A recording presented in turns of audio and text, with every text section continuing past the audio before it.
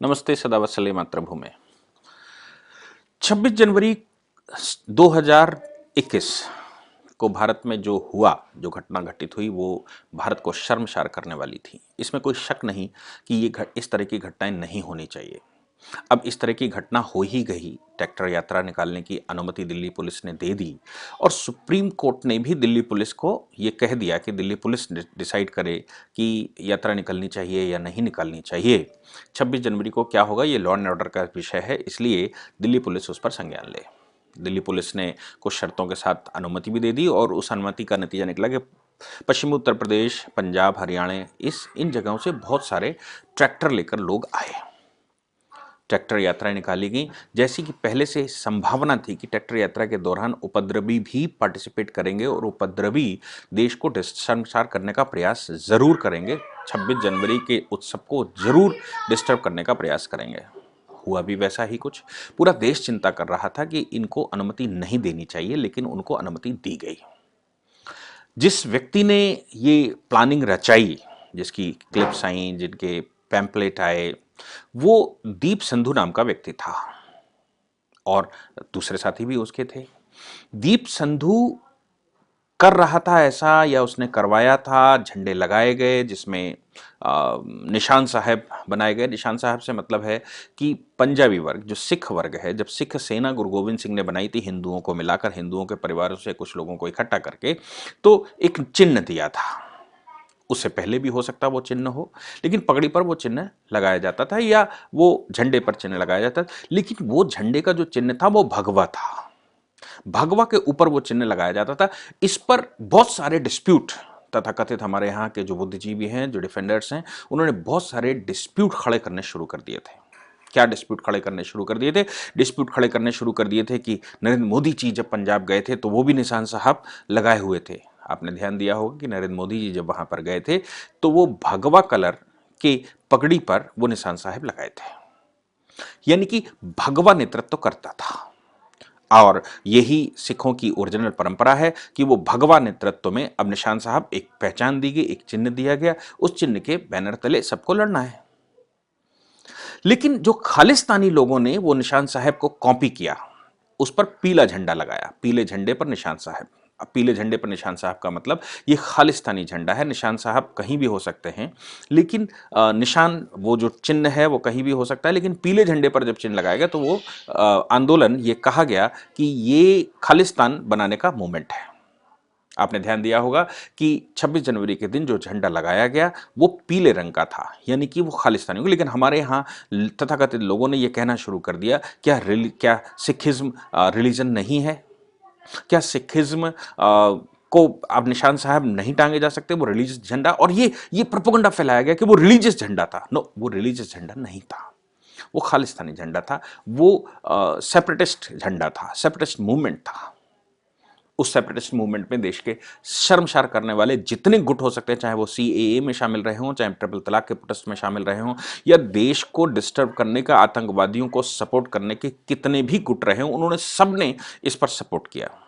दीप संधू नाम के व्यक्ति को जब चिन्हित किया गया तो दीप संधू के नाम पर यह कहा गया कि उसकी तस्वीर सनी देओल के साथ है, उसकी तस्वीर प्रधानमंत्री नरेंद्र मोदी के साथ है, यानी कि वो भाजपाई है। अब ये एक नया प्रोपेगेंडा चलाया गया और इसी प्रोपेगेंडे के नाम से किसानों को दोबारा वापस बुलाया गया कि इसमें सेपरेटिस्ट नहीं थे, इसमें तो भारतीय जनता पार्टी और खासतौर से नरेंद्र मोदी के लोग थे। नरेंद्र भाई मोदी के लोग वहां पर थे, ऐसा सिद्ध करने के लिए दुनिया भर का लिटरेचर, दुनिया भर के वीडियोस, दुनिया भर का सामान इकट्ठा किया गया और उसको दुनिया भर की फंडिंग मिली। हमने वो ग्रेटा का देखा होगा, थंबर्ग का, कि वो किस प्रकार से टूल किट शेयर कर गई। रिहाना उसमें कूद आई, मियां खलीफा उसमें कूद आई, और विश्व के बहुत बड़े खिलाड़ी उसमें कूद पड़े। क्यों? क्योंकि उनको फेम चाहिए। तो फेम पाने का इस समय सबसे साधारण साधन यह है कि हिंदुस्तान में अगर कुछ मूवमेंट चल रहा है या संसार के किसी कोने में मूवमेंट चल रहा है तो उस पर एक स्टेटमेंट दे दो, धन भी मिलेगा और पहचान भी मिलेगी। दीप संधू जब पकड़ा गया तो ये दीप संधू को जब प्रोपोगेट किया गया तो मेरे दिमाग में एक बात आई कि नरेंद्र मोदी जी जो भारत के प्रधानमंत्री हैं, प्रधानमंत्री के साथ फोटो खिंचवाने से कोई व्यक्ति भाजपाई हो जाता है। तो एक बात ये मेरी समझ में आने लगी कि संदीप कुमार, आपको याद होगा संदीप कुमार केजरीवाल सरकार में मंत्री था और वो एक रेप केस में जेल में है। तो वो जो संदीप कुमार मिनिस्टर रेप करता है तो ये माना जाए कि वो केजरीवाल ने रेप किया है। सोमनाथ भारती अपनी पत्नी के ऊपर अत्याचार करते हैं तो ये माना जाए कि केजरीवाल अत्याचार करते हैं।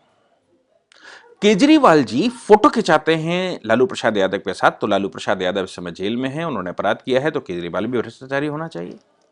और है नहीं है वो भविष्य बताएगा। ममता बनर्जी की पार्टी बहुत कुछ कर रही है, ममता बनर्जी इन के साथ फोटो सबके साथ खिंचाती है तो वो भी इसी तरह की लेडी हो गई। क्या किसी के साथ फोटो खिंचाने से ये सब कुछ होता है? ये बड़े भारी प्रश्न है।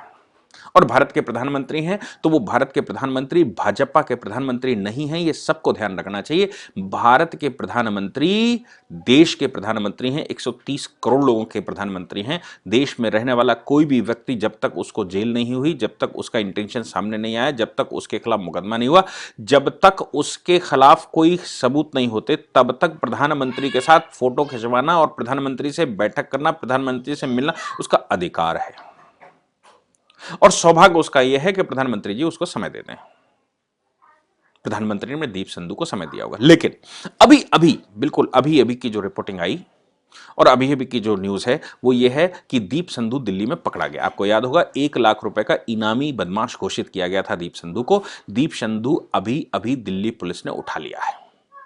अब ये जो प्रोपेगेंडा करने वाले लोग हैं, जो ये कहने वाले लोग हैं कि वो प्रधानमंत्री का साथी था, वो सनी देओल का साथी था, वो पॉप सिंगर है तो वो भाजपा का साथी था, ऐसे बहुत सारे प्रोपेगेंडा करने वाले लोगों को अब जवाब मिलने की तैयारी करनी चाहिए। कुछ ही मिनटों में उनको ये जवाब मिल जाएगा।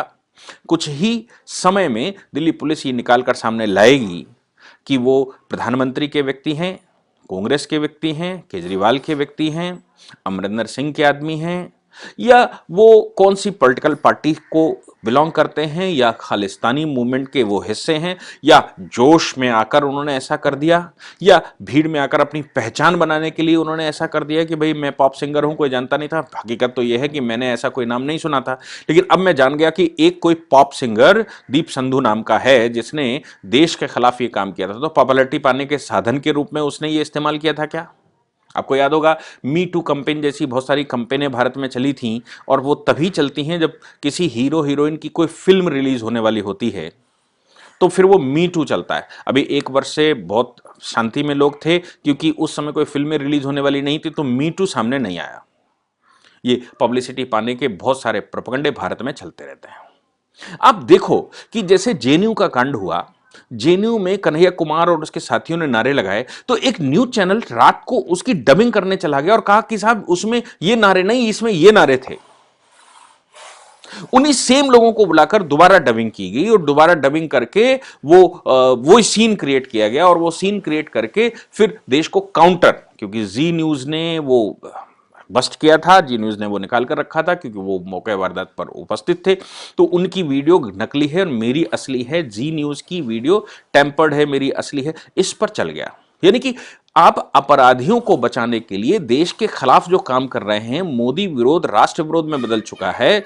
मोदी विरोध को राष्ट्र विरोध में बदलते हुए जो मस्तिष्क में जो लोग पकड़े जाते हैं उनको बचाने के लिए media propaganda, news channel propaganda, Bhima Koregaon के लोगों की गिरफ्तारी हुई तो उनको वो ह्यूमन राइट एक्टिविस्ट बताना, ये गजब की फिलॉसफी भारत में है। दीप संधू पकड़ा गया है। दीप संधू के पकड़ने के बाद, और अगर वो भाजपा का व्यक्ति होता तो दिल्ली पुलिस उसको नहीं पकड़ सकती थी, क्योंकि उसके पकड़ने का मतलब है भाजपा का व्यक्ति होना, मतलब केंद्र का व्यक्ति होना या मोदी का व्यक्ति होना या किसी और का व्यक्ति होना, चाहे वो अमित शाह के बारे में आप उसका नाम जोड़ दो, जेपी नड्डा के बारे में अपना नाम उनका नाम जोड़ दो, या फिर आप सनी देओल, बॉबी देओल, धर्मेंद्र के नाम से उनका नाम जोड़ दो।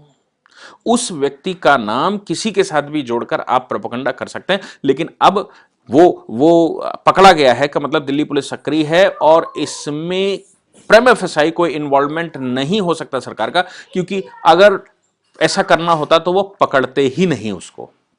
अगर सरकार इसमें इन्वॉल्व होती, सरकार पीछे से करती, सरकार प्रेशर डाल रही होती दिल्ली पुलिस के ऊपर कि उसको मत पकड़ना, उसको पकड़ने का मतलब है पोल खुल जाएगी, पोल खुल जाएगी तो पूरी राष्ट्रीय सरकार कटघरे में खड़ी हो जाएगी, ये सब कुछ। और 1 लाख रुपए की दिल्ली पुलिस उस पर इनाम भी ना घोषित करती और आज गिरफ्तारी ना होती। अभी गिरफ्तारी अभी हाल ही में हुई है, मुझे लगा कि आप लोगों को पता होना चाहिए, आपको ये पता देना, ये खबर देना, ये लीगल न्यूज़ देना अपना कर्तव्य बनता था, इसलिए मैंने दिया। Thank you very much.